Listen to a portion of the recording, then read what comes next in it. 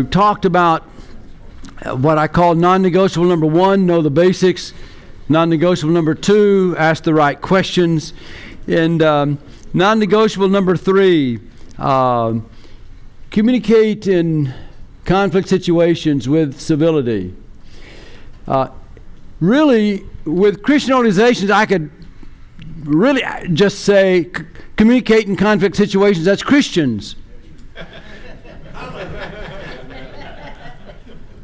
I use the word civility when I'm working with nonprofit boards and leaders. But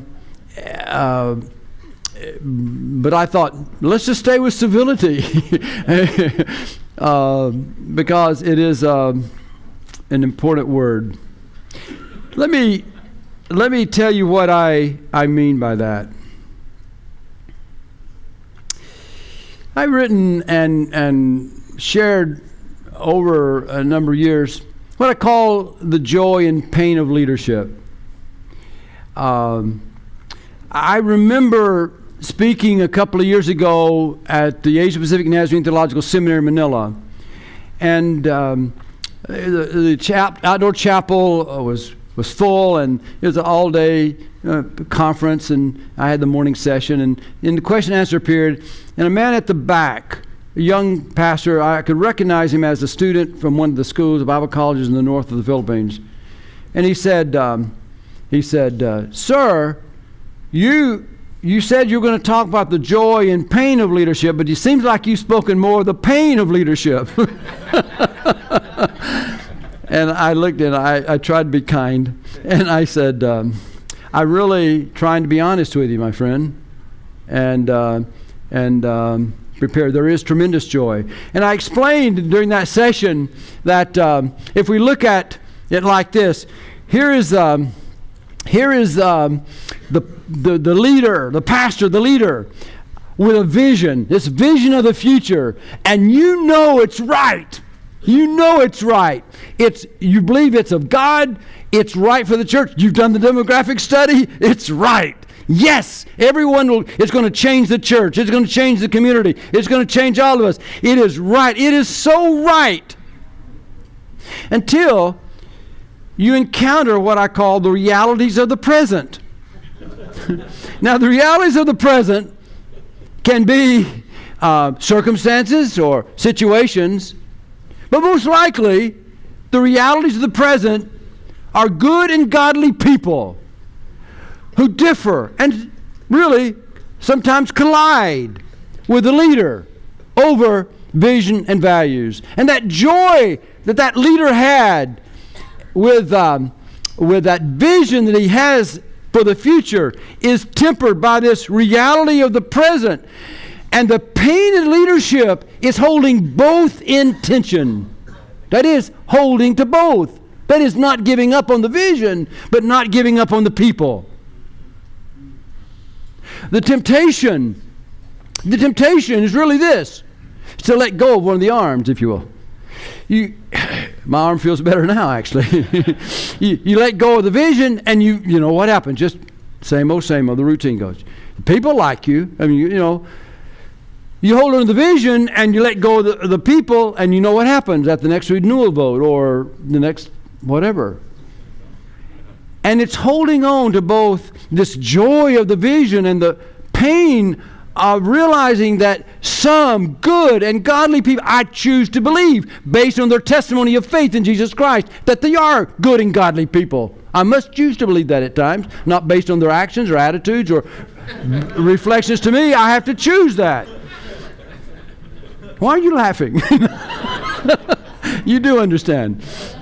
Yeah. And I want to help us avoid this temptation to let go of the vision, to avoid letting go of the people, to work through this pain. What I've really realized that in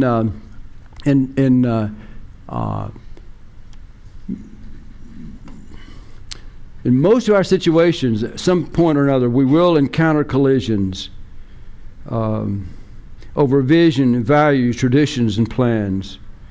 When I made a presentation to our board several months ago, and at the bottom of my presentation, I made the statement, I perceive there is a collision between the demographics of the community and the demographics of our congregation. And one board member really didn't like the word collision. And so I said, well, what word would you choose?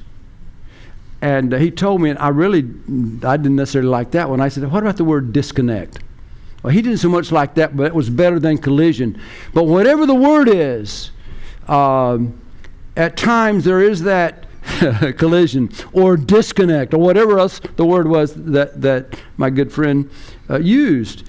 But what I've come to see that anchors are needed, and this is something to which I continue to give myself to hold both the leader who must model then before the board a way of living and leading and working together.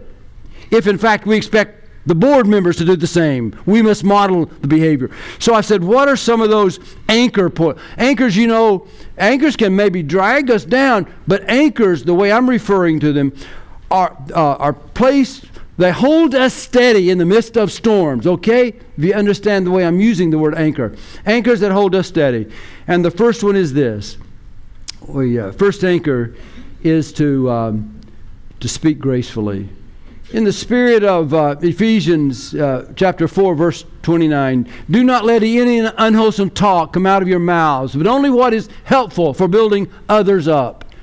Then in the heat of discussion, if we're not careful, our words can either bless people or they can curse people. Let me use another word. I don't mean four-letter words, but destroy people. In the heat of that, we have to watch our words. Jesus said, out of the overflow of our heart, the mouth flows. Oh my. And words can either be encouragers, or words of encouragement, or words of discouragement. It can be positive, they can be negative. They can build others up, or they can build others down. And I want to tell you, you and I have been in situations where, I can't get into this table, you and I have been in situations where if you could, in the middle of a discussion, you just feel like crawling under a table because you were made to feel so small. And in other situations, after being with people and encountering them, you feel like, I can do this, I can make it. Instead of being like that, you feel like, yes, I can do this, we can do it, God's with me, and we're going to make this through. And I committed myself to saying, I want to be the latter kind of person, regardless of the person across the table from me. I choose to believe. It's in my head, not in their actions, not in their words. To speak gracefully, to grace-filled words, to watch our words. The second one is to listen intently. Listen intently. Seek first to understand. This doesn't mean that we only listen and we only wanting to the others understand, but before really we can say to the other person, but I want you to understand where I am coming from. The gift of giving to the other person, that listening ear, saying, I want to understand where you're coming from. And we do it in different ways, we sit in different ways, but the intent is to listen. Now and refer to listening as a spiritual discipline. He goes in to explain what he means by that.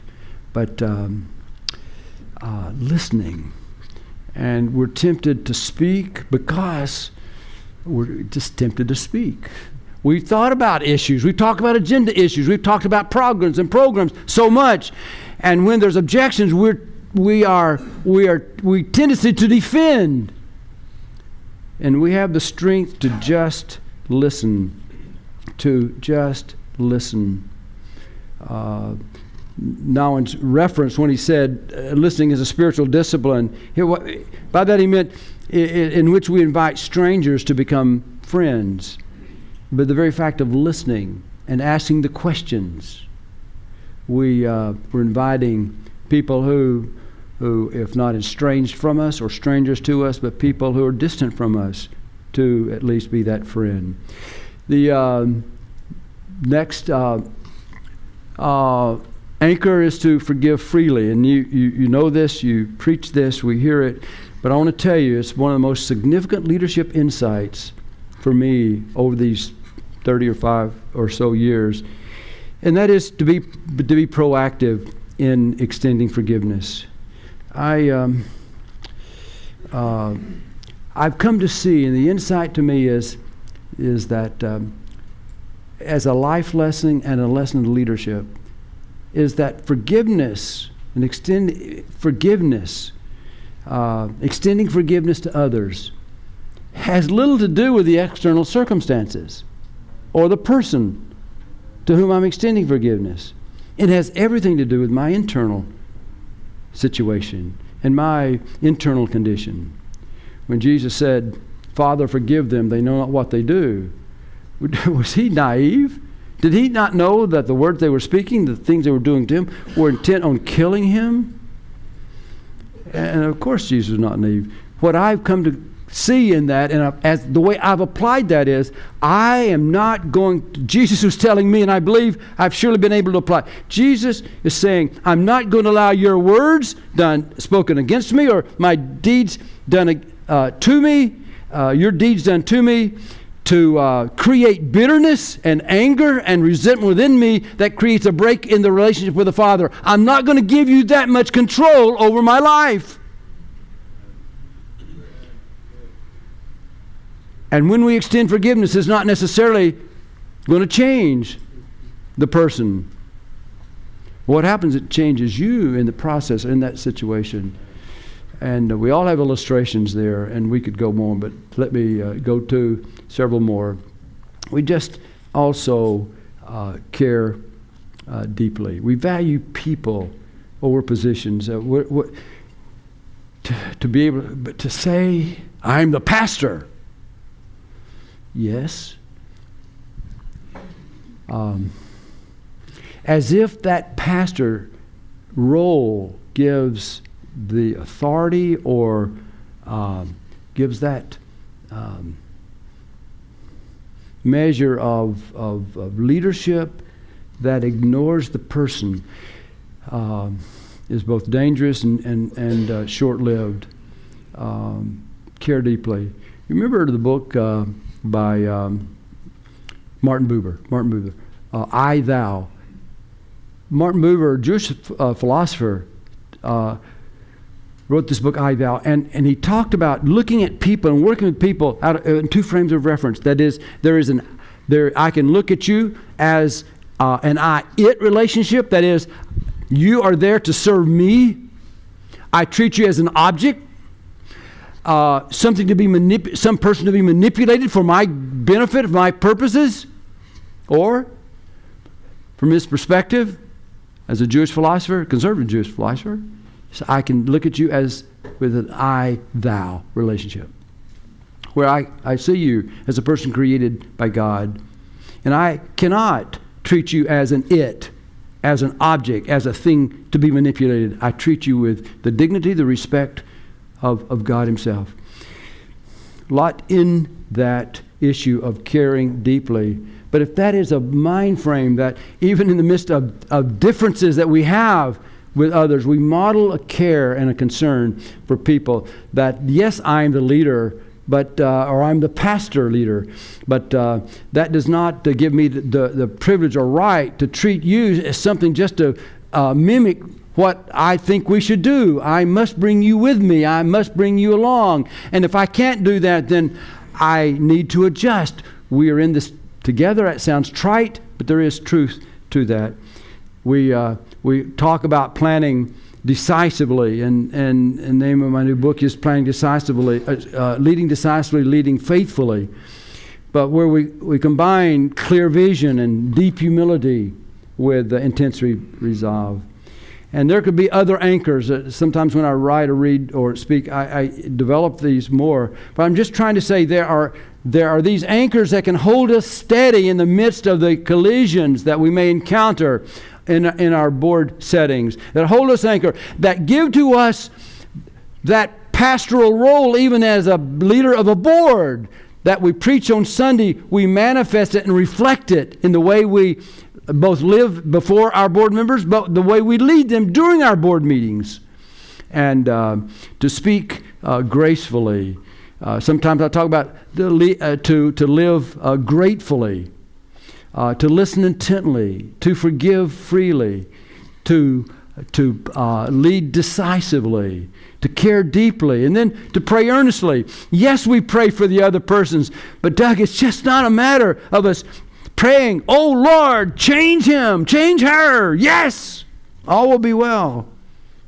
But in the midst of doing that, which may be appropriate, we also pray for that change within ourselves. And that in fact, we become the change that we desire to see in others.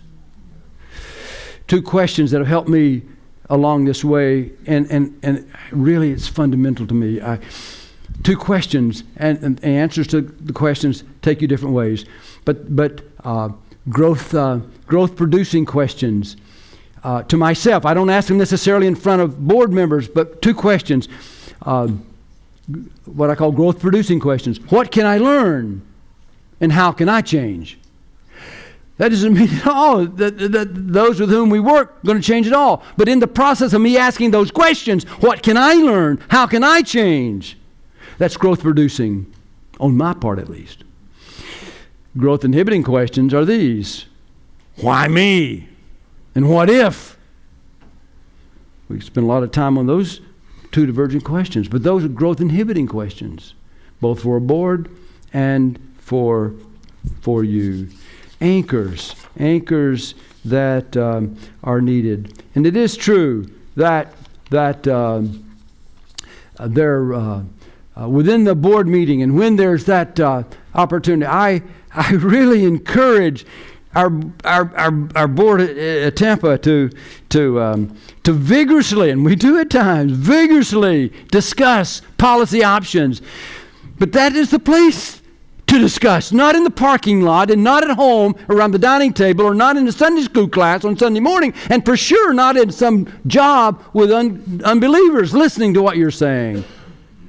Time to vigorously debate is there, and for us to continually say that, and not in a threatening way, but it's the right way. We're talking about a healthy board. We're talking about strong and effective board, and continually staying with those issues in a board meeting till a decision is made within the board meeting, and then really it takes a healthy board to communicate board actions outside the board meetings with a unified support. I said to our board at Tampa First, once a decision made, we don't have room for minority reports. Really? Really? We don't have room.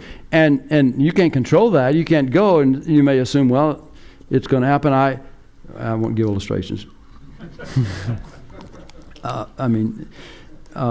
It does happen, but this is it, to be able to vigorously discuss policy options and make decisions with the board meetings.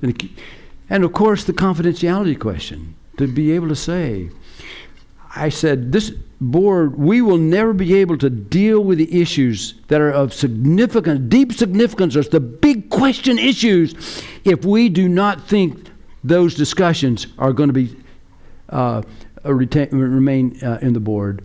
I said, if it'll be surface discussions. I know it, and I said to them, you'll know it. But we must affirm that commitment to confidentiality. And when we do that, and I'm saying, I'm just telling you, we cannot, you cannot, I cannot. Even in broad summary of people that, how'd the board meeting go?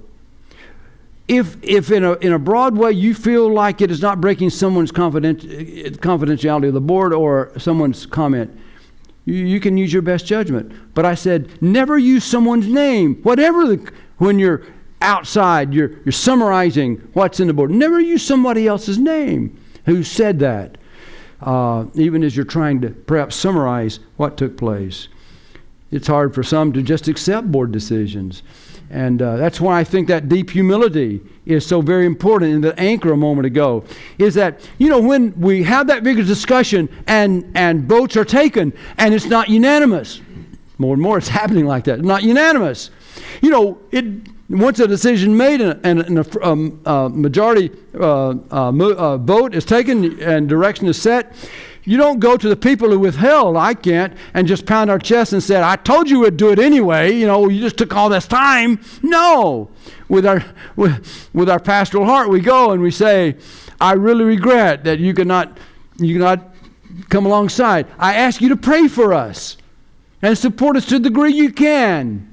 But pray for us. And I really want to stay in touch with you, continue to talk with you, and hope that I can continue to see your perspective and you can see our perspective. But a vote has been taken. We had the discussion, and we are going to move ahead. We cannot be paralyzed with one person or two people who vote no in moving ahead.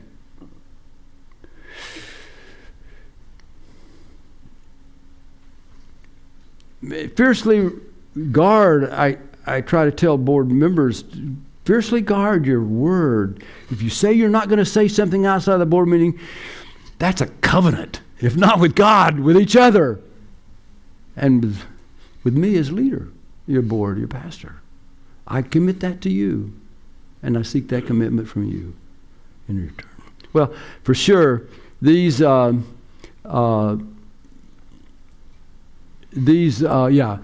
commitments characterize us at our best, and they convict us at our worst. Amen? And this is a continuing journey for me. It's why I say board development is an intentional, ongoing process, and leading in this mode, if you will, is a lifelong journey. Yes, talking with Terry this morning for breakfast. Yeah. I'm 74, but it's still a journey of learning. I'm learning by being here with you, the questions and through the interactions and even preparing for this. I'm grateful for my past, but I anticipate the future. It's straight ahead.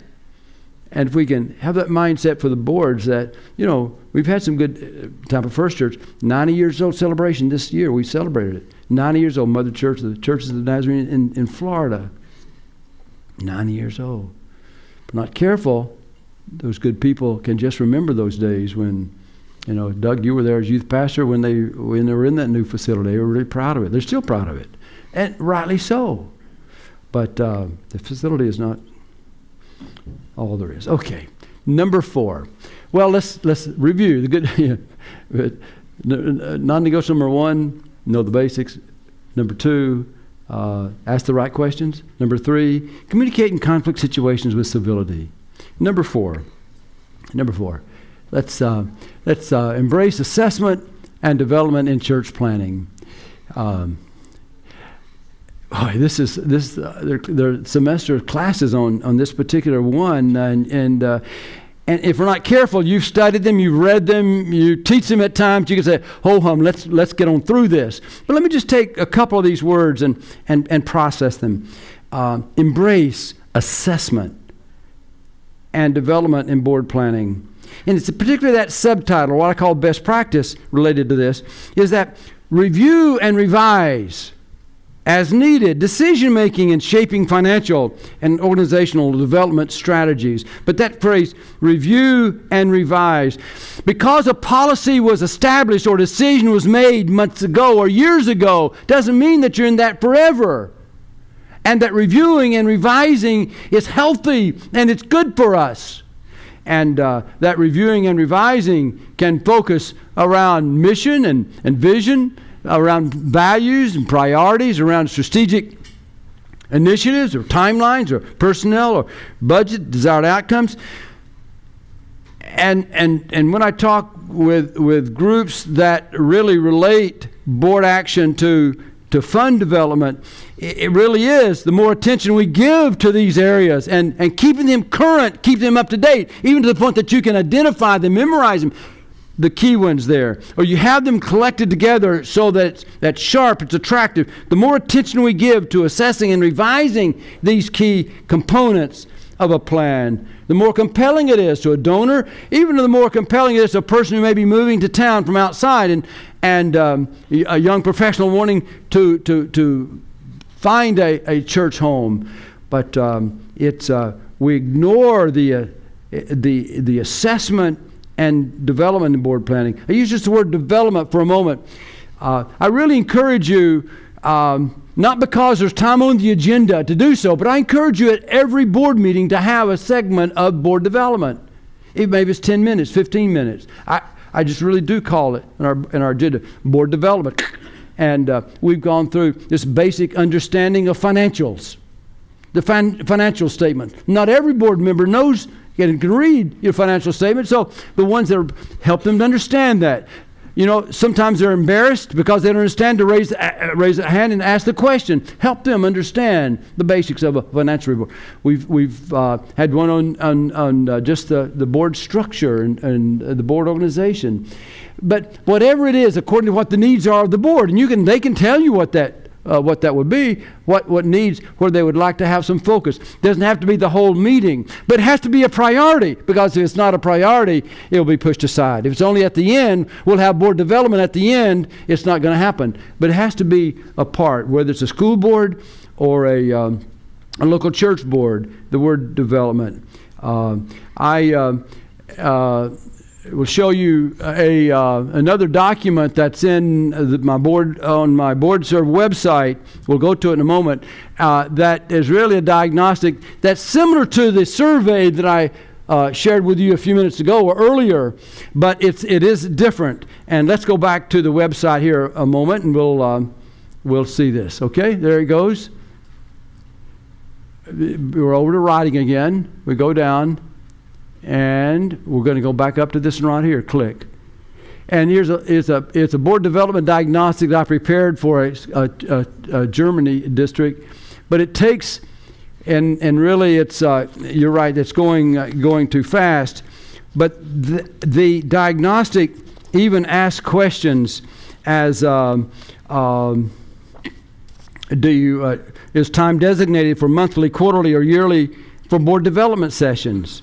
Even basic, does the church have a bank account, money deposited, and bills paid regularly with clear financial reports presented at each board, a comprehensive budget, taxes paid on time, organizational policy manual. Do you have a board policy manual? Is there a leader effectiveness review? So you can go to this adapt it as you need to. It's not by no means sacred, but it's my best effort of helping a board with whom I've worked have a diagnostic to ask some of these questions that are important to us. The planning cycle you've used and you've seen before, the key in this planning cycle is really to have those key words, the review and revise, at the center.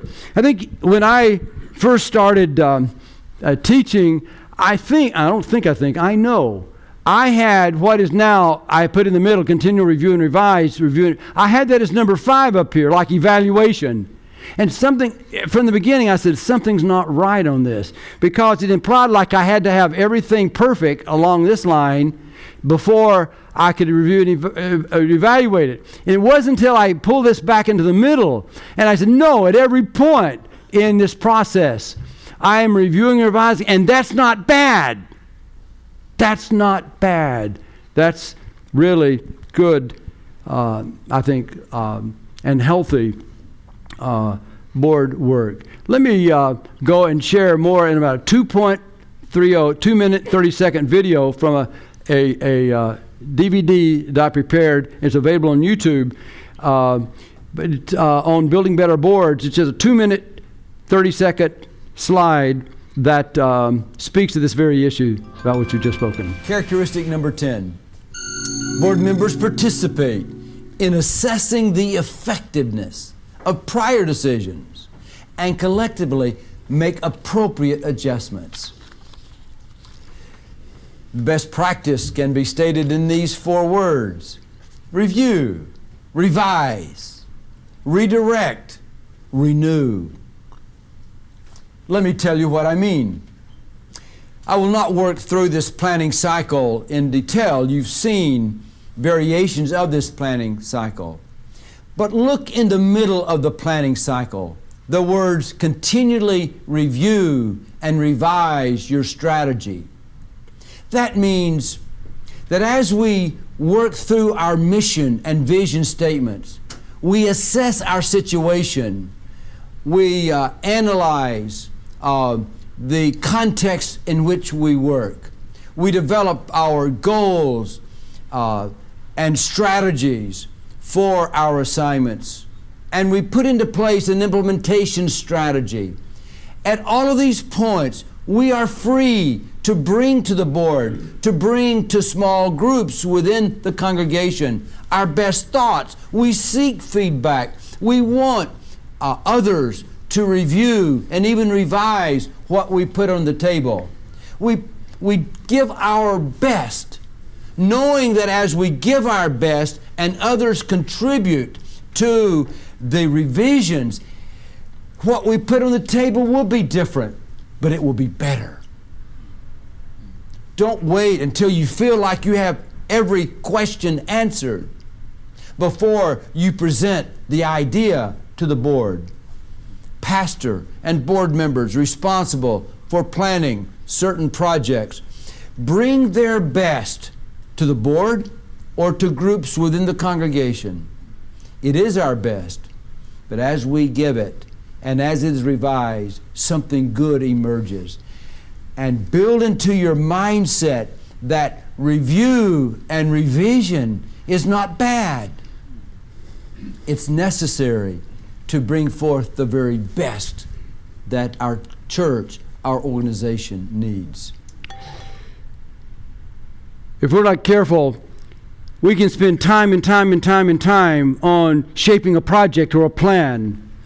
And if we're not careful, when we present that plan to our board, within a few minutes, there can be comments or questions, and your temptation is to say, how can you say that? You've only seen this 3 minutes, and I've spent hours on this. But sometimes we need fresh eyes. Really? There are exceptions. But no, we need fresh eyes. Fresh eyes. Fresh eyes help us to see what we're so close to, we can't see it. So that coming to the point that knowing that I give my best to a situation, to my board, I give my best, and knowing that most likely those fresh eyes will make comments. Most of those comments will be in ways to improve. But instead of being defensive, we can then take it back and others' comments and keep shaping and then bring it back. And it will be our best when we present it, but as revised, it'll be better. But it has to have a mindset of review, and it's okay. Some way you're not thought about it being less when it is reviewed and revised. It is our best. But as we can bring others, something else happens when they make comments like that, and you make comments all over the board, and something else happens. They begin to have ownership of that plan, and that in itself is worth the giving of our best. But we have to be strong enough knowing I'm not the only one who thinks in here. It is my responsibility to put something on the table, but strong enough also to embrace the insights, fresh eyes will bring to us. Our district superintendent, the Florida district last year, encouraged us to connect the dots in our local churches. And so we talked about connecting dots, and we really decided that we needed to strengthen and connect the dots from an inward focus to an outward focus, from programs for us to people around us, from ministry in the church building to ministry outside the church, from a ministry to a few to ministry to the many, from program development to people development. Yeah. And so after talking about that, I think the next session, board meeting, I came back and I said, let me see if I see the dots that we have talked about. And from our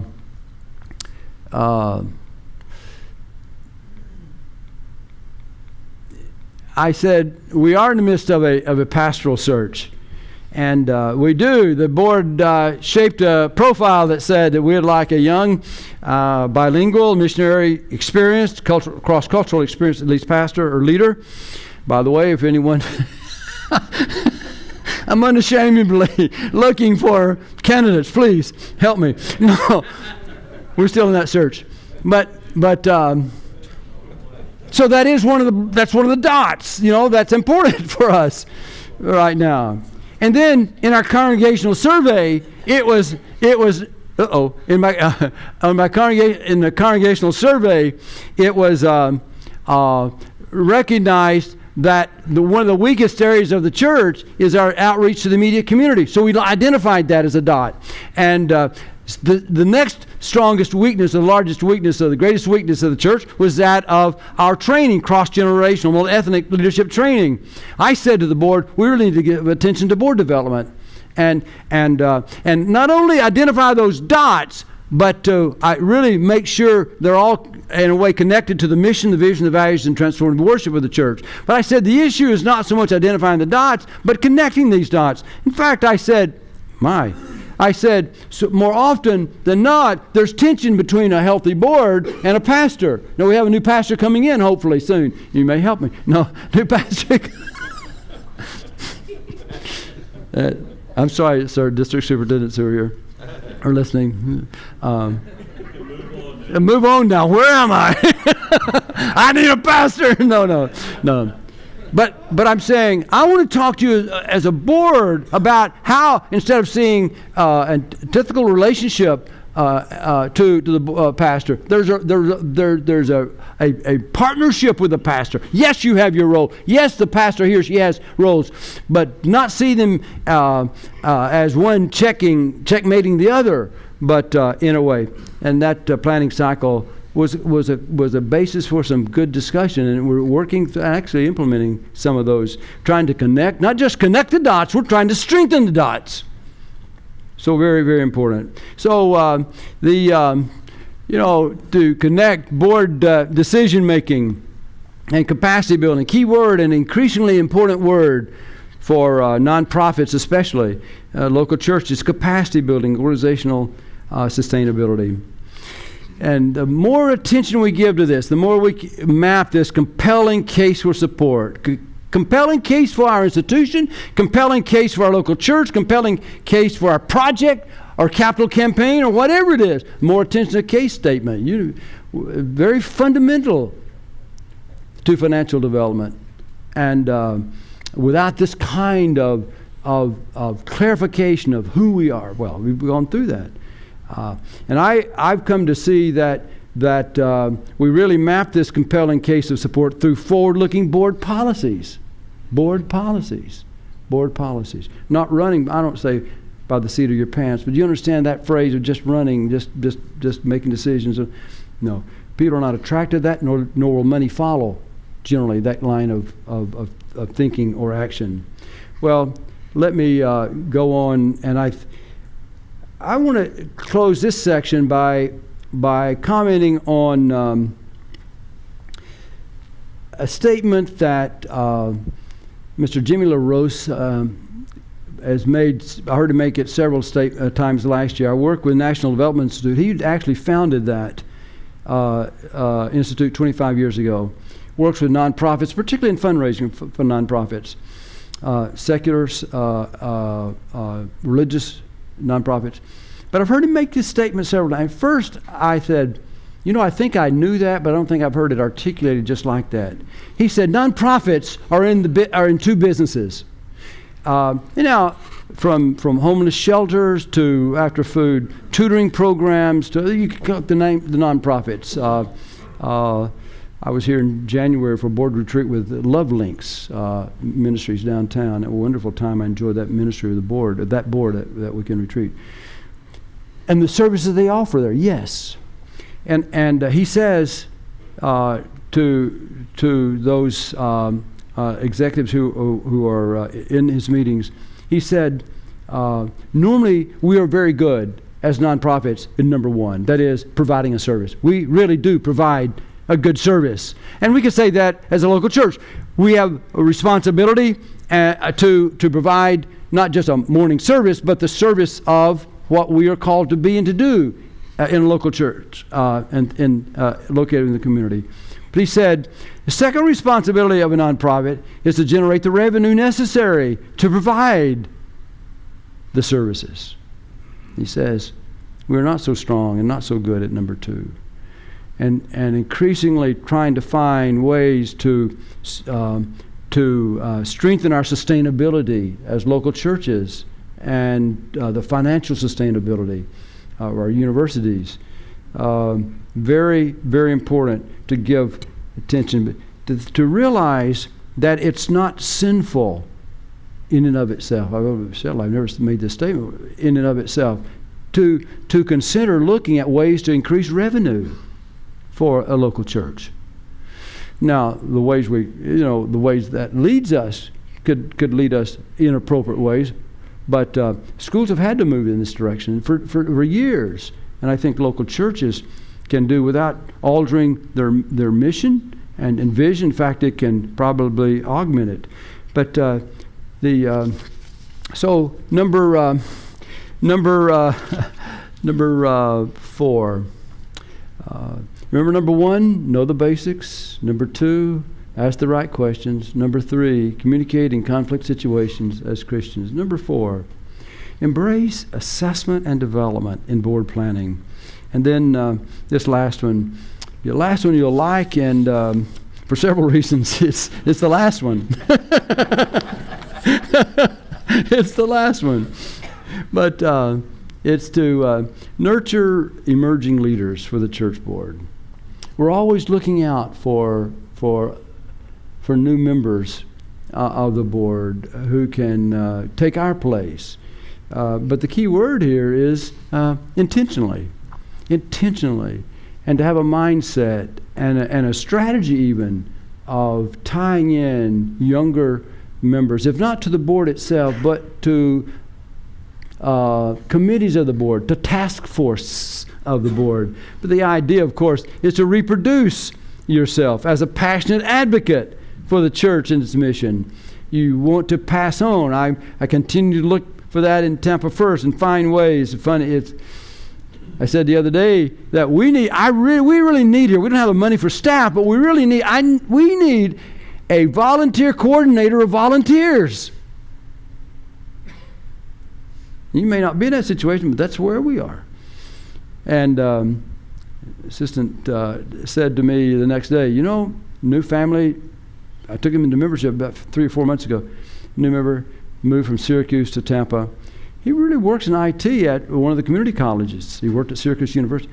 He called her, didn't talk to me, called her, my assistant, he said, I don't know if he was talking to me or not. Of course I was, but not just him. But he said, I can't be that volunteer coordinator, but I work with volunteers. But I said, I can give some time every week to coming and helping you with your IT situation, and particularly with the social media outreach, and to work with the IT functions. And he's not a board member. He's just a Christian, moved to Tampa and looking. But we have to continually identify. I'm finding more and more people wait to be asked. I keep saying, don't wait to be asked. Look, stand up, volunteer, gifts. Where are you gifted? What do you see that needs to be done? Then help us find a way through those issues. I found that many boards, I'm sure if I had time to give example, you would identify committees or ministry teams or task force or whatever it is to say. Some other examples come to my mind even now as I'm saying this in local situation where I'm working. But for emerging leaders to take place and take on responsibility, are they on the board yet? No. But they're Christians and they are passionate about some things. They're gifted in some areas.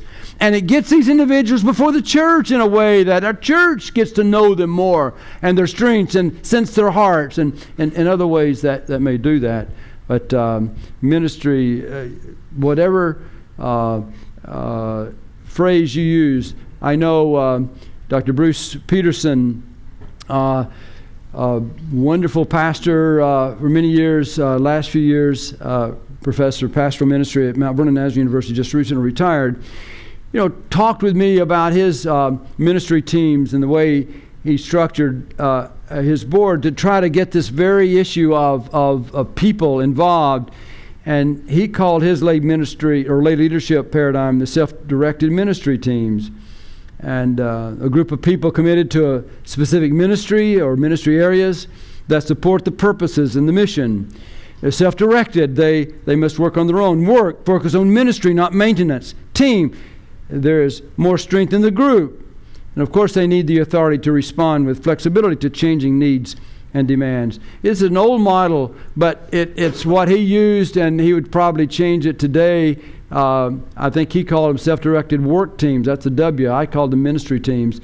Change the name, but however way on the board to have each of these committees then be permitted to bring other individuals from the church to work with that subcommittee even to find these outlets for creativity and for their ministry. Whatever it takes.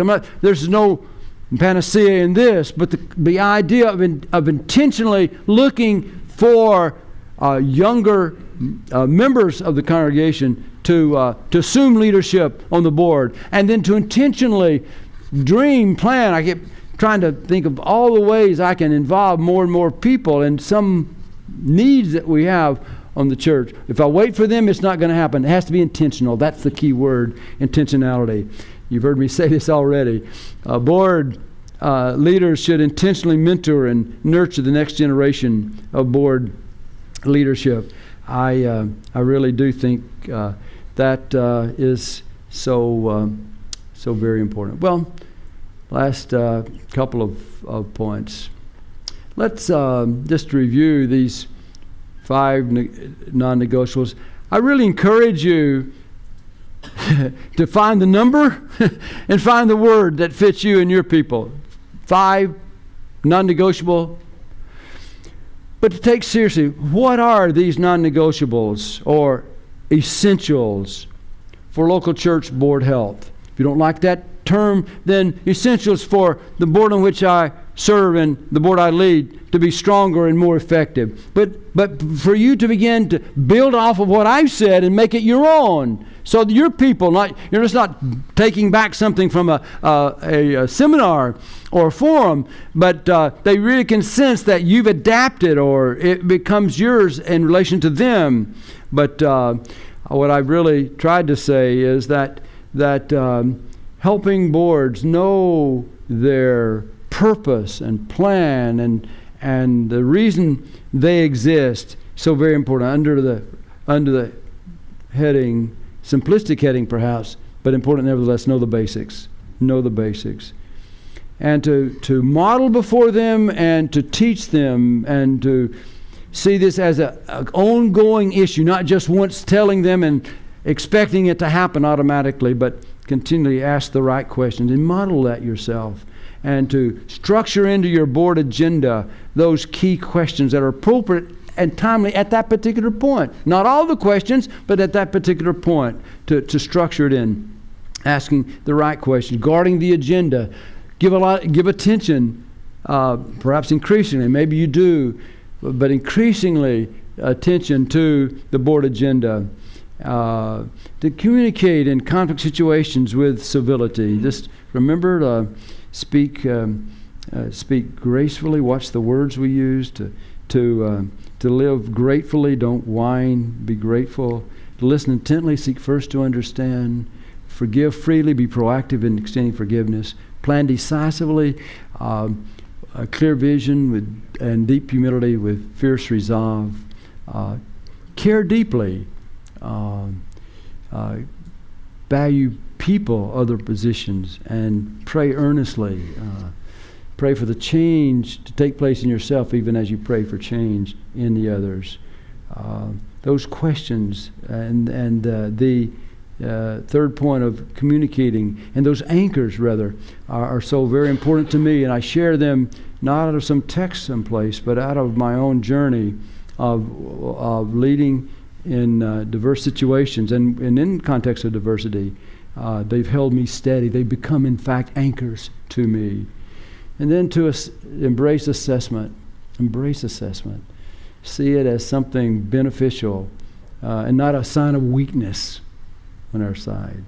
And development, including board development, and the planning cycle with review and revision at the heart of it.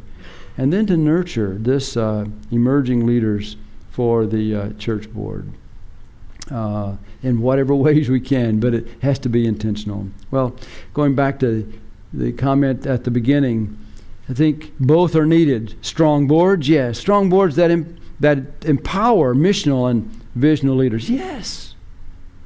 And strong leaders who embrace passionate and engaged boards, yes. Yes. Conceptually, yes. Do we ever really realize that?